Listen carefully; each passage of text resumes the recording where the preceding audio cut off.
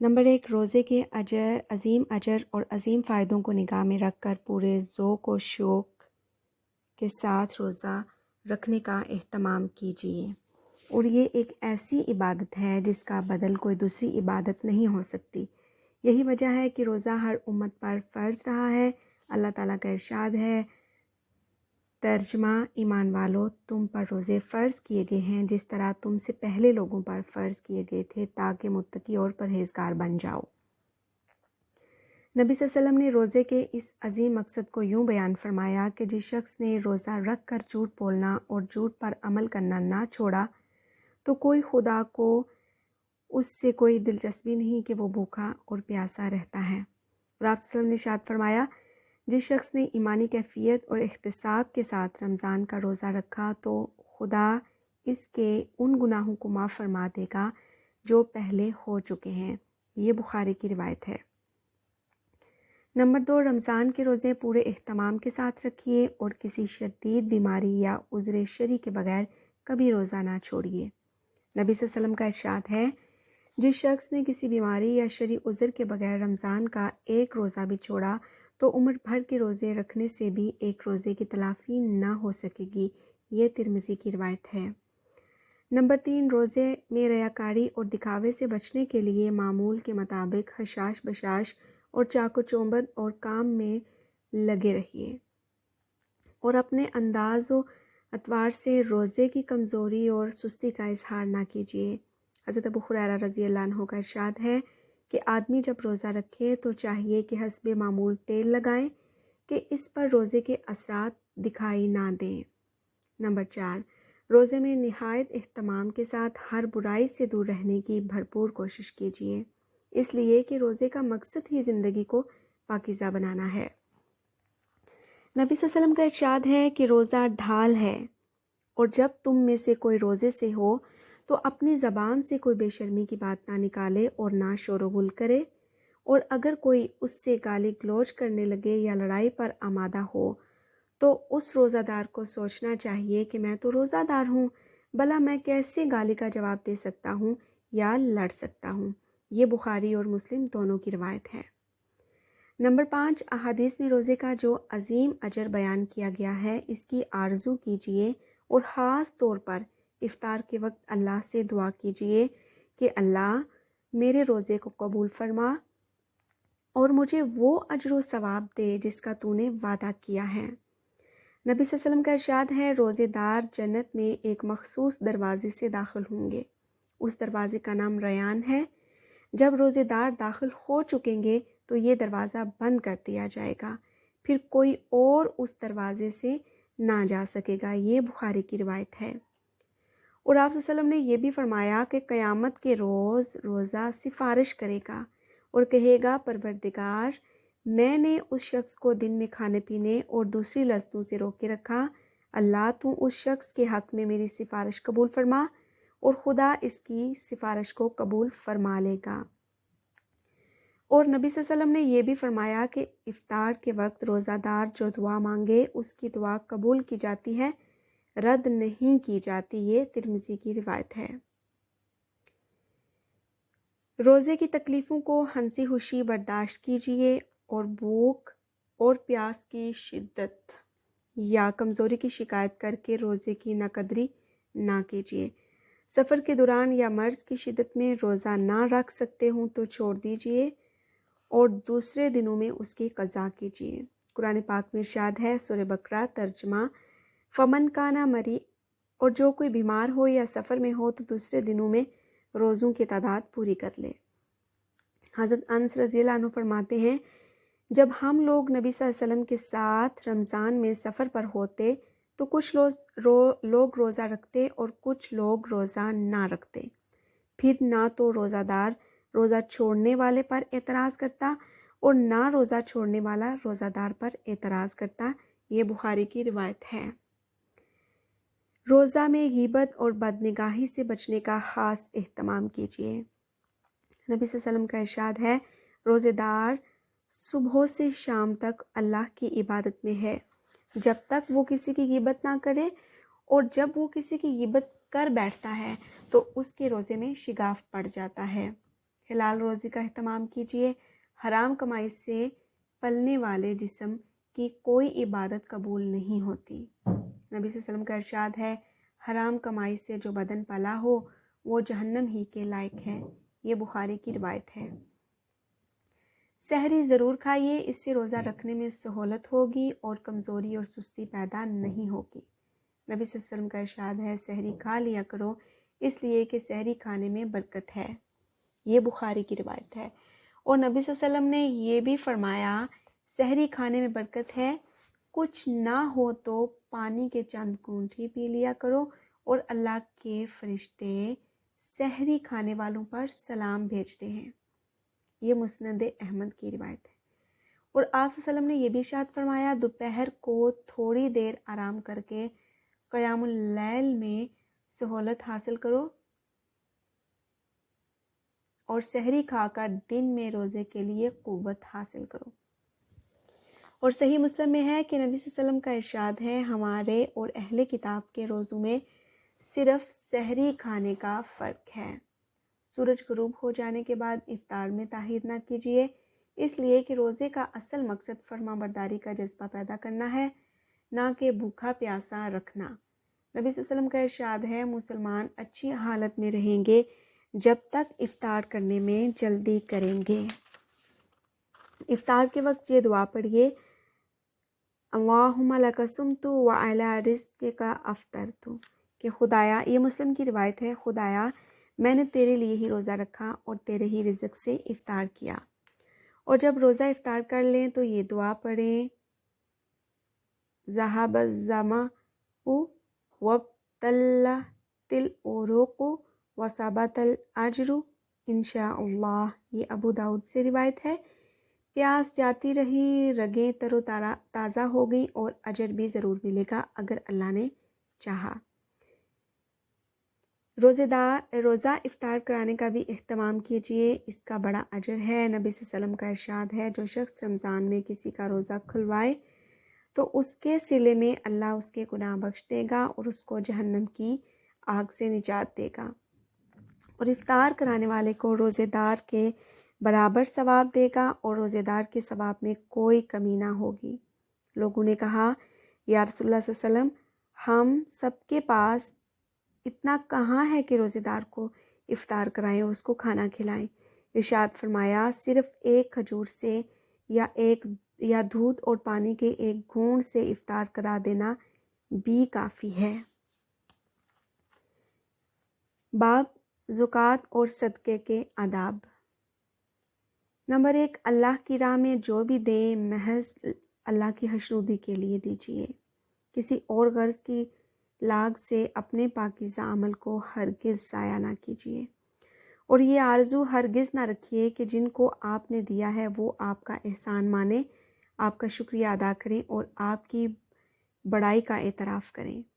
مومن اپنے عمل کا بدلہ صرف اپنے اللہ سے چاہتا ہے۔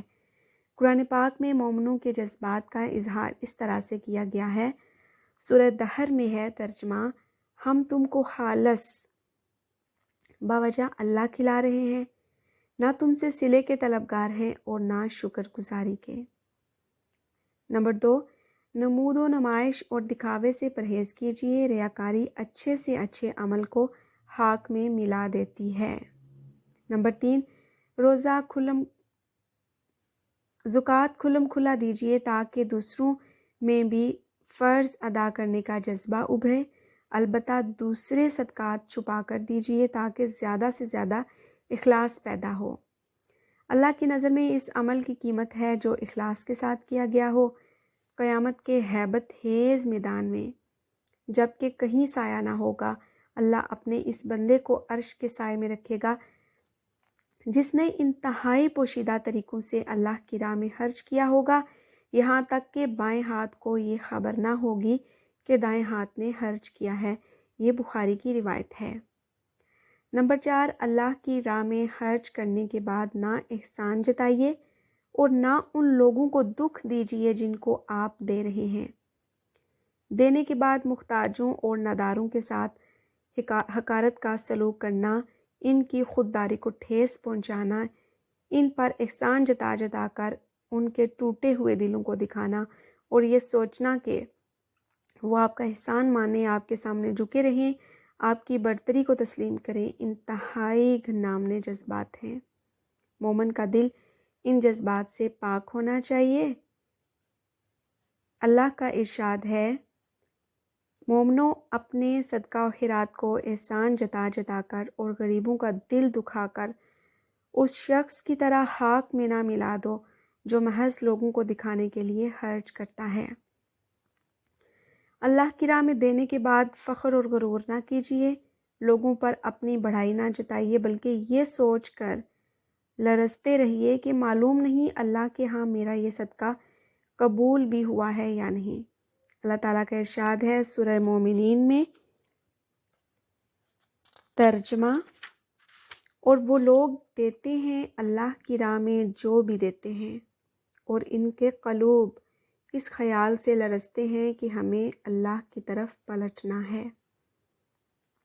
فقیروں اور محتاجوں کے ساتھ نرمی کا سلوک کیجیے، نہ ان کو ڈانٹیے، نہ ان پر روب جمائیے، نہ ان پر اپنی برتری کا اظہار کیجیے۔ سائل کو دینے کے لیے اگر کچھ نہ ہو تب بھی نہایت نرمی اور خوش اخلاقی سے معذرت کیجیے تاکہ وہ کچھ نہ پانے کے باوجود خاموشی سے دعا دیتا ہوا رخصت ہو جائے۔ قرآن پاک میں ارشاد ہے سورہ بنی اسرائیل میں، اور تم ان سے اعراض کرنے پر مجبور ہو جاؤ اپنے رب کے فضل کی توقع رکھتے ہوئے تو ان سے نرمی سے بات کہہ دیا کرو۔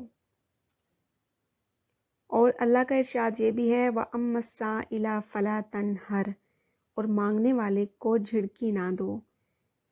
اللہ کی راہ میں کشادہ دلی اور شوق کے ساتھ خرچ کیجیے، تنگ دلی، کڑھن اور زبردستی کا تاوان سمجھ کر نہ خرچ کیجیے۔ فلاح و کامرانی کے مستحق وہی لوگ ہوتے ہیں جو بخل، تنگ دلی اور حسد جیسے جذبات سے اپنے دل کو پاک رکھتے ہیں۔ اللہ کی راہ میں حلال مال خرچ کیجیے، خدا صرف وہی مال قبول کرتا ہے جو پاک اور حلال ہو۔ جو مومن اللہ کی راہ میں دینے کی تڑپ رکھتا ہے وہ بھلا یہ کیسے گوارا کر سکتا ہے کہ اس کی کمائی میں حرام مال شامل ہو۔ اللہ تعالیٰ کا ارشاد ہے ایمان والو اللہ کی راہ میں اپنی پاک کمائی خرچ کرو۔ اللہ کی راہ میں بہترین مال خرچ کیجیے۔ قرآن پاک میں ارشاد ہے لن تنالوا البر حتی تنفقوا من طیبات ما کسبتم، تم ہرگز نیکی حاصل نہ کر سکو گے جب تک وہ مال خدا کی راہ میں نہ دو جو تمہیں عزیز ہے۔ صدقے میں دیا ہوا مال آخرت کی دائمی زندگی کے لیے جمع ہو رہا ہے۔ بھلا مومن یہ کیسے سوچ سکتا ہے کہ وہ اپنی ہمیشہ کی زندگی کے لیے خراب اور ناکارہ مال جمع کرائے؟ زکوٰۃ واجب ہو جانے کے بعد دیر نہ لگائیے، فوراً ادا کرنے کی کوشش کیجیے اور اچھی طرح حساب لگا کر دیجیے کہ خدا نخواستہ آپ کے ذمہ کچھ رہ نہ جائے۔ زکوٰۃ اور اجتماعی طور پر ادا کیجیے اور اس کے خرچ کا انتظام بھی اجتماعی طور پر کیجیے۔ جہاں جہاں مسلمانوں کی حکومت نہیں ہے وہاں مسلمانوں کی جماعتیں بیت المال قائم کر کے اس کا انتظام کریں۔ باب نمبر حج کے آداب۔ نمبر 1، حج کرنے میں تاخیر اور ٹال مٹول ہرگز نہ کیجیے۔ جب بھی خدا اتنا دے کہ آپ اس خوشگوار فریضے کو ادا کر سکیں تو پہلی فرصت میں روانہ ہو جائیے۔ زندگی کا کوئی بھروسہ نہیں کہ آپ اس فریضے کو ایک سال سے دوسرے سال پر ٹالتے رہیں۔ قرآن پاک میں ارشاد ہے اور ترجمہ، اور لوگوں پر خدا کا یہ حق ہے کہ جو اس کے گھر تک پہنچنے کی استطاعت رکھتا ہے اور اس کا حج کرے اور اس حکم کی پیروی سے انکار کرے تو اسے معلوم ہونا چاہیے کہ اللہ سارے جہان والوں سے بے نیاز ہے۔ انسان کی سب سے بڑی تباہی اور محرومی کیا ہوگی کہ اللہ اس سے بے نیازی اور بے تعلقی کا اعلان فرمائے۔ حدیث میں ہے جو شخص حج کا ارادہ کرے اسے حج کرنے میں جلدی کرنی چاہیے کیونکہ ممکن ہے وہ بیمار پڑ جائے، اور ممکن ہے کہ اس کی سواری کھو جائے، اور ممکن ہے کوئی اور ایسی ضرورت پیش آ جائے کہ حج کرنا ناممکن ہو جائے۔ یہ ابن ماجہ کی روایت ہے۔ مطلب یہ ہے کہ وسعت ہونے کے بعد ہم ٹال مٹول نہیں کرنی چاہیے۔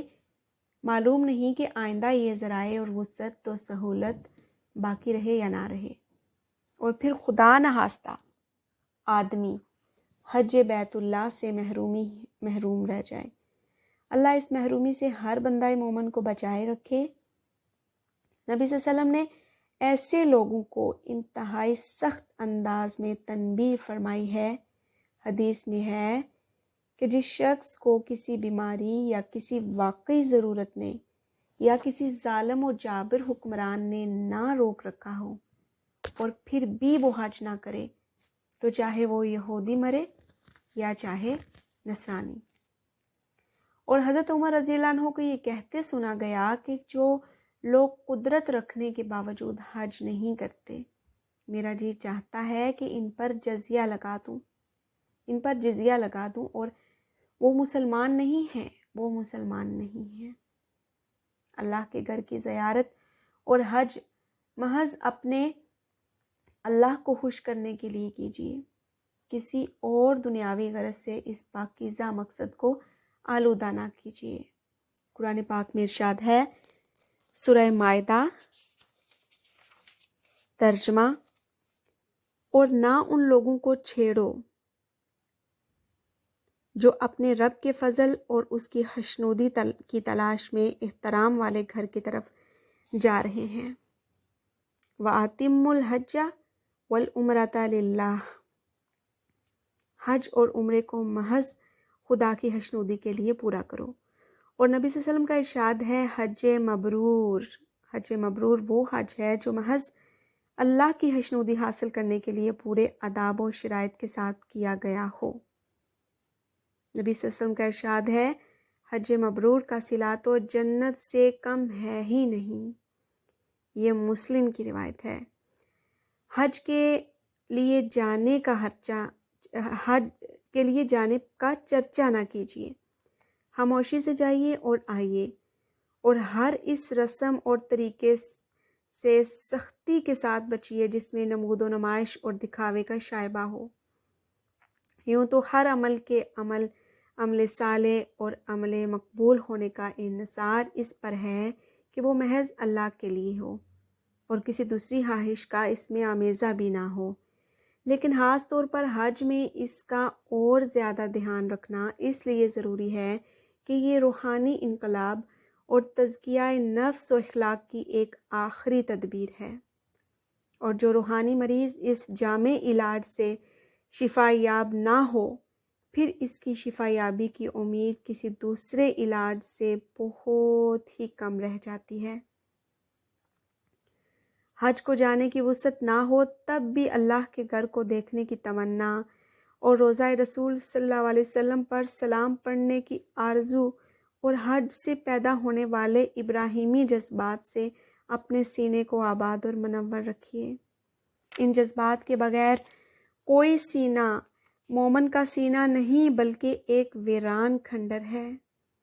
نبی صلی اللہ علیہ وسلم کا ارشاد ہے، حج اور عمرے کے لیے جانے والے اللہ کے خصوصی مہمان ہیں۔ وہ خدا سے دعا کریں تو خدا قبول فرماتا ہے، اور مغفرت طلب کریں تو بخش دیتا ہے۔ حج کے لیے بہترین زادرہ ساتھ لے لیجئے، اور بہترین زادرہ تقویٰ ہے۔ اس پاکیزہ سفر کے دوران اللہ کی نافرمانیوں سے بچنے اور حج بیت اللہ کی برکتوں سے زیادہ مستفید ہونے والا بندہ وہی ہے جو ہر حال میں اللہ سے ڈرتا ہے اور اس کی خوشنودی حاصل کرنے کا والہانہ جذبہ رکھے۔ قرآن پاک میں ارشاد ہے، ترجمہ، اور سفر حج کے لیے زاد راہ ساتھ لو، اور سب سے بہتر زاد راہ اللہ کا تقویٰ ہے۔ حج کا ارادہ کرتے ہی حج کے لیے ذہنی یکسوئی اور تیاری شروع کر دیجیے۔ حج کی تاریخ کو تازہ کیجیے اور حج کے ایک ایک رکن کی حقیقت پر غور کیجیے، اور اللہ کا دین حج کے ان ارکان کے ذریعے بندہ مومن کے دل میں جو جذبات پیدا کرنا چاہتا ہے انہیں سمجھنے کی کوشش کیجیے، اور پھر ایک باشعور مومن کی طرح پورے شعور کے ساتھ حج کے ارکان ادا کر کے ان حقیقتوں کو جذب کرنے اور ان کے مطابق زندگی میں صالح انقلاب لانے کی کوشش کیجیے، جس کے لیے اللہ نے مومنوں پر حج فرض کیا ہے۔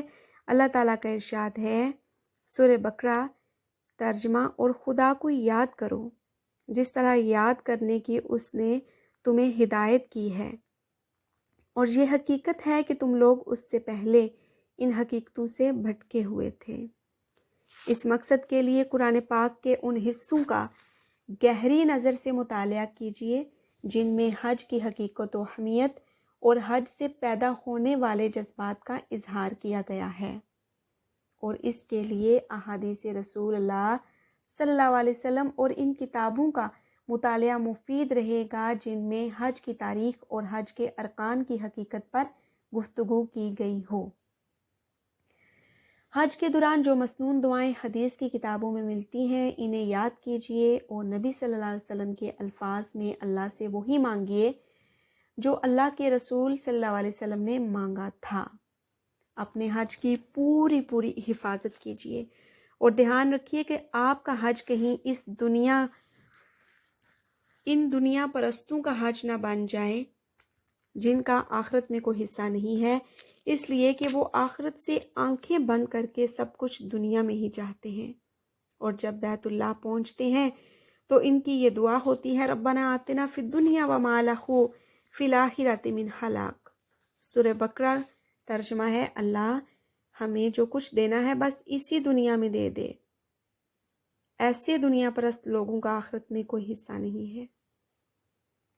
آپ حج کے ذریعے دونوں جہان کی سعادت و کامرانی طلب کیجیے، اور اللہ سے دعا کیجیے کہ پروردگار میں تیرے حضور اس لیے آیا ہوں کہ تو دونوں زندگیوں میں مجھے کامران و بامراد بنا، اور یہ دعا کرتے رہی کہ ربنا آتنا فی الدنیا حسنۃ وفی الآخرۃ حسنۃ وقنا عذاب النار، کہ خدایا ہمیں اس دنیا میں بھی بھلائی دے اور آخرت میں بھی بھلائی دے، اور ہمیں آگ کے عذاب سے بچا۔ حج کے دوران خدا کی نافرمانی سے بچنے میں انتہائی حساس رہیے۔ حج کا سفر اللہ کے گھر کا سفر ہے، آپ اللہ کے مہمان بن کر گئے ہیں، اس عہد بندگی کو تازہ کرنے گئے ہیں۔ حجر اسود پر ہاتھ رکھ کر آپ گویا خدا کے ہاتھ میں ہاتھ دے کر عہد و پیمان باندھتے ہیں، اور اس کو بوسہ دے کر اللہ کے آستانے پر بوسہ دیتے ہیں، بار بار تکبیر و تحلیل کی صدائیں بلند کر کے اپنی وفاداری کا اظہار کرتے ہیں۔ ایسی فضا میں غور کیجیے، کسی معمولی گناہ اور خطا کی آلودگی بھی کتنی گھناؤنی ہے۔ اللہ نے اپنے دربار میں حاضر ہونے والے بندوں کو خبردار فرمایا ہے کہ اللہ کی نافرمانی کی باتیں نہیں ہونی چاہیے۔ دوران حج لڑائی جھگڑے کی باتوں سے پوری طرح بچے رہیے۔ سفر کے دوران جب جگہ جگہ بھیڑ ہو، زحمتیں ہوں، قدم قدم پر مفاد ٹکرائیں، قدم قدم پر جذبات کو ٹھیس لگے، تو اللہ کے مہمان کا کام یہ ہے کہ وہ فراخ دلی اور اثار سے کام لے، اور ہر ایک کے ساتھ وہ درگزر اور فیاضی کا برتاؤ کرے، یہاں تک کہ خادم کو ڈانٹنے سے بھی پرہیز کرے۔ اللہ تعالیٰ کا ارشاد ہے، وَلَا جِدَالَ فِي الْحَجِّ، اور حج کے دوران لڑائی جھگڑے کی باتیں نہ ہوں۔ دوران حج شہوانی باتوں سے بھی بچنے اور بچے رہنے کا پورا اہتمام کیجیے۔ دوران سفر جب جذبات ابھرنے لگیں اور نکاح کے آزاد ہو جانے کا اندیشہ کچھ زیادہ ہوتا ہے، آپ بھی زیادہ چکنے ہو جائیں اور نفس و شیطان کی چالوں سے خود کو محفوظ رکھنے کی زیادہ سے زیادہ کوشش کریں، اور اگر آپ کا جوڑا آپ کے ساتھ ہو تو نہ صرف یہ کہ اس سے مخصوص تعلق قائم نہ کیجیے، بلکہ ایسی باتوں سے بھی شعور کے ساتھ بچے رہیے جو شہوانی جذبات کو بھڑکانے کا باعث بن سکتی ہوں۔ اللہ نے ہوشیار کرتے ہوئے فرمایا، الحج اشہر معلومات فمن فرد فیہن الحج فلا رفث، حج کے مہینے سب کو معلوم ہیں۔ جو شخص ان مقررہ مہینوں میں حج کی نیت کرے اسے خبردار رہنا چاہیے کہ حج کے دوران شہوانی باتیں نہ ہوں۔ اور نبی صلی اللہ علیہ وسلم کا ارشاد ہے، جو شخص اللہ کے اس گھر کی زیارت کے لیے یہاں آیا اور وہ بے حیائی اور شہوانی باتوں سے بچا رہا اور فسق و فجور میں بھی مبتلا نہ ہوا تو وہ پاک و صاف ہو کر اس طرح لوٹتا ہے جس طرح وہ ماں کے پیٹ سے پاک و صاف پیدا ہوا تھا۔ یہ بخاری اور مسلم کی روایت ہے۔ شاعر اللہ کا پورا اہتمام کیجیے۔ کسی روحانی اور معنوی حقیقت کو محسوس کرانے اور یاد دلانے کے لیے خدا نے جو چیز علامت کے طور پر مقرر کی ہے اس کو شعیرہ کہتے ہیں۔ شاعر اسی کی جمع ہے۔ حج کے سلسلے کی ساری ہی چیزیں خدا پرستی کی کسی نہ کسی حقیقت کو محسوس کرانے کے لیے علامت کے طور پر مقرر کی گئی ہیں۔ ان سب کی تعظیم کیجیے۔ قرآن میں اللہ کا ارشاد ہے، سورہ مائدہ میں ترجمہ، اور اے مومنو، خدا پرستی کی ان نشانیوں کو بے حرمت نہ کرو، نہ حرمت کے ان مہینوں کی بے حرمتی کرو، نہ قربانی کے جانوروں پر دست درازی کرو، اور نہ ان جانوروں پر ہاتھ ڈالو جن کی گردنوں میں نظر خداوندی کی علامت کے ظہور پر پٹے پڑے ہیں، اور نہ ان لوگوں کی راہ میں رکاوٹ ڈالو جو اپنے پروردگار کے فضل اور اس کی خوشنودی کی تلاش میں مکان محترم یعنی کعبہ کی طرف جا رہے ہوں۔ اور سورہ حج میں ہے ترجمہ، اور جو خدا پرستی کی ان نشانیوں کا احترام کرے اور جو خدا نے مقرر کی ہیں تو یہ دلوں کے تقوی کی بات ہے۔ ارکان حج ادا کرتے ہوئے انتہائی عجز و احتیاج، بے کسی اور بے بسی کا اظہار کیجیے کہ اللہ کو بندے کی عاجزی اور درماندگی ہی سب سے زیادہ پسند ہے۔ نبی صلی اللہ علیہ وسلم سے کسی نے پوچھا، حاجی کون ہے؟ فرمایا، جس کے بال پریشان ہوں اور میلا کچیلا ہو۔ احرام باندھنے کے بعد، ہر نماز کے بعد، ہر بلندی پر چڑھتے وقت اور ہر پستی کی طرف اترتے وقت اور ہر قافلے سے ملتے وقت اور ہر صبح کو نیند سے بیدار ہو کر بلند آواز سے تلبیہ پڑھیے۔ تلبیہ یہ ہے، لبیک اللہم لبیک لا شریک لک لبیک ان الحمد والنعمت لک والملک لا شریک لک، کہ میں حاضر ہوں خدایا، میں حاضر ہوں، تیرا کوئی شریک نہیں، میں حاضر ہوں، بے شک ساری تعریف تیرے ہی لیے ہے، نعمت سب تیری ہی ہے، ساری بادشاہی تیری ہی ہے، تیرا کوئی شریک نہیں۔ عرفات کے میدان میں حاضر ہو کر زیادہ سے زیادہ توبہ استغفار کیجیے۔ قرآن کی ہدایت ہے، پھر تم اہل مکہ بھی وہیں سے پلٹو جہاں سے اور سارے لوگ پلٹتے ہیں، اور خدا سے مغفرت چاہو، بلا شبہ خدا بہت زیادہ معاف فرمانے والا اور بہت زیادہ رحم کرنے والا ہے۔ اور نبی صلی اللہ علیہ وسلم کا ارشاد ہے، اللہ کے نزدیک عرفہ کا دن تمام دنوں سے زیادہ بہتر ہے۔ اس دن خدا آسمان دنیا پر خصوصی طور پر متوجہ ہو کر فرشتوں کے سامنے اپنے حاجی بندوں کی عاجزی اور درماندگی کی حالت پر فخر کرتا ہے۔ فرشتوں سے فرماتا ہے، فرشتوں دیکھو میرے بندے پریشان دھوپ میں میرے سامنے کھڑے ہیں، یہ لوگ دور دور سے یہاں آئے ہیں، میری رحمت کی امید انہیں یہاں لائی ہے، حالانکہ انہوں نے میرے عذاب کو نہیں دیکھا۔